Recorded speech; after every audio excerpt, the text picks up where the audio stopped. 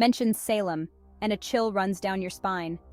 The mere whisper of the name conjures images of witches, shadowy figures, spectral pronouncements, and innocent lives extinguished.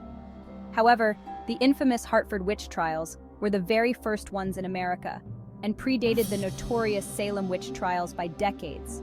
The Salem Witch Trials is a tale woven into the fabric of American history, a cautionary reminder of the dangers of unchecked fear and fanaticism. The Salem Witch Trials, forever etched in our collective memory, serve as a stark testament to the human capacity for cruelty and injustice.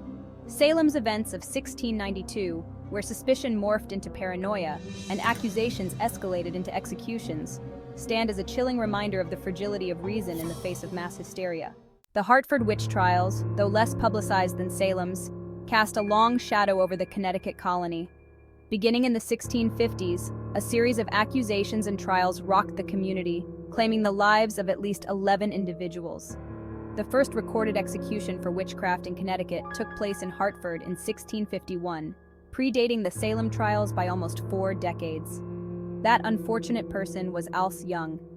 She was the first person executed for witchcraft in the American colonies and was hanged in Hartford on May 26, 1647. Details about Alice Young's life and trial are scarce, but it is known that she was a resident of Windsor, Connecticut, a town near Hartford. This early case set a precedent, creating an atmosphere of fear and suspicion that would linger for years to come. Whispers of witchcraft, the accused and the accusers.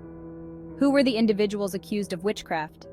What were the circumstances that led to their accusations and trials? In Hartford, as in Salem, the accused came from all walks of life. Some were marginalized figures, social outcasts who already lived on the fringes of society. Others were individuals who, for various reasons, had incurred the wrath of their neighbors. John and Bethia Kelly, along with their 8-year-old daughter, Elizabeth, were residents of Hartford. Berthia and Elizabeth were both accused of witchcraft. In late March 1662, Elizabeth Kelly passed away from a sudden illness. During the witch trials, the Kellys testified against their neighbor and accused witch, Goody Ayres. Anne Cole was a central figure in the Hartford Witch Trials.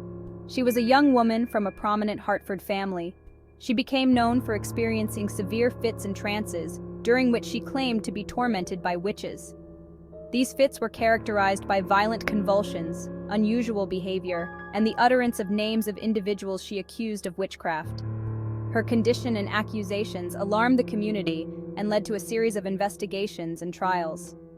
During her fits, Anne Cole named several people as her tormentors, including Goody Ayres, Elizabeth Seeger, Mary Sanford, and Rebecca Greensmith.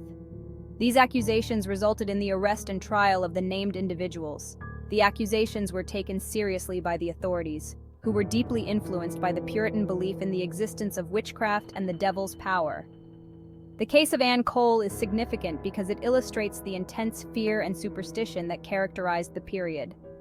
Her fits and the subsequent accusations contributed to a climate of hysteria and suspicion. Goody Ayres was one of the lucky accused who was not hung for witchcraft. The specific charges against Elizabeth Seeger would have included typical accusations of the time, such as causing illness, death, or other misfortunes through supernatural means. These accusations were often based on circumstantial evidence, personal vendettas, or the hysteria that characterized the witch trials. Seeger was brought to trial and was initially found guilty. However, she managed to get a second trial, and in 1665 she was acquitted of all witchcraft charges. Mary Sanford was not so lucky. She was accused and convicted of witchcraft and executed by hanging in 1662. The Greensmiths were also not so lucky. Rebecca Greensmith was known to be outspoken and somewhat contentious, which has contributed to her becoming a target. Under intense questioning and pressure, Rebecca Greensmith eventually confessed to practicing witchcraft and also implicated her husband, Nathaniel Greensmith. Nathaniel Greensmith was perceived as quarrelsome and had previous run-ins with the law. Hence, the community was predisposed to believe the accusations. Both Rebecca and Nathaniel Greensmith were found guilty of witchcraft and were hung in January of 1663. These are just some of the stories of the Hartford Witch Trials of 1662 to 1663. In total, 46 people were accused of being witches, and 11 of them sentenced to death by hanging.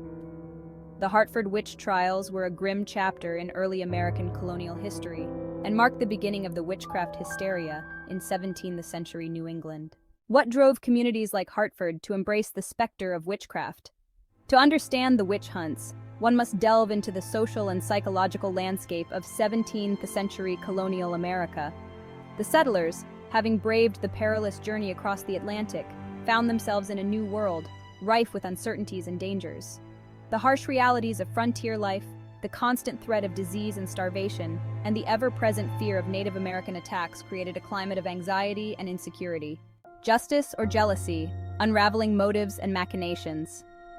While the Salem Witch Trials are often attributed to a combination of factors, including religious extremism, social tensions, and even ergot poisoning, the Hartford Trials present a slightly different narrative. Unlike Salem, where the accusations seemed to snowball into mass hysteria, the Hartford cases appear to have been more localized, often stemming from personal conflicts and vendettas. This suggests that while fear and superstition played a role, personal motives were also significant driving forces behind the accusations. The descendants of some of the executed colonists are seeking posthumous pardons and apologies, similar to those that occurred in Massachusetts for victims of the Salem Witch Trials. The Connecticut legislature, however, have not yet granted such posthumous pardons. As FYI, we do have an upcoming video on the Salem Witch Trials. Conclusion: a legacy of shadows and silence. The forgotten witches of Hartford, their stories often overshadowed by the specter of Salem, offer a poignant reminder of the enduring legacy of fear, superstition, and injustice. Their trials, though less publicized, were no less tragic, reflecting the same anxieties and prejudices that fueled the witch hunts across colonial America. As we delve into the annals of history, it is crucial to remember that the events of Salem were not isolated incidents, but part of a broader pattern of persecution that touched countless lives. Thank you for watching. Hope you found this video informative and entertaining.